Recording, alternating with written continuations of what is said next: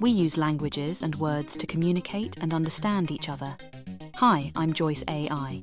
Let's talk about language. Words don't have a meaning from the get-go. Meaning is what we pour into words. Words, when spoken, are just sounds, and the written word is just squiggly lines on a blank piece of paper. The meaning we pour into those words is what makes them count, and those meanings in turn can make our words very powerful. Words create our story, help us communicate with each other and exchange ideas. When we collect all those words together, they make up our language. You might think your language and that of that guy that is living next door are the same. You are not entirely wrong. Some meanings are almost universal and practically the same for everyone. The problem is that language has nuances, and the meaning often gets lost in translation, even within the same vocabulary. Definitions might not be the same for everyone. Part of this is because we sometimes find meaning between the lines and beyond the words.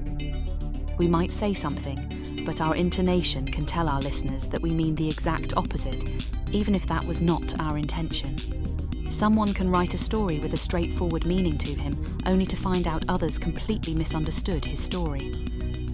There are many languages in this world. Some have words that other languages don't have. Some miss words that seem essential in other ones. Not all languages are created equal, and some seem to define those who speak them.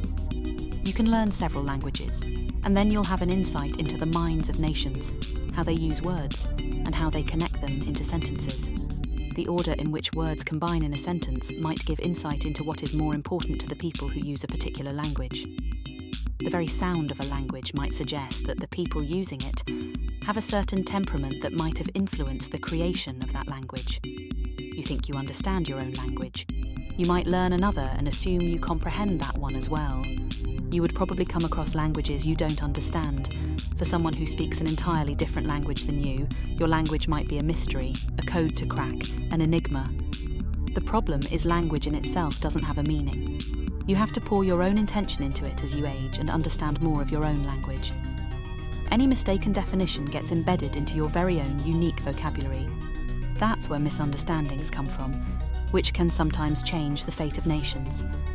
You can use language to change the course of history or just the life of one human being.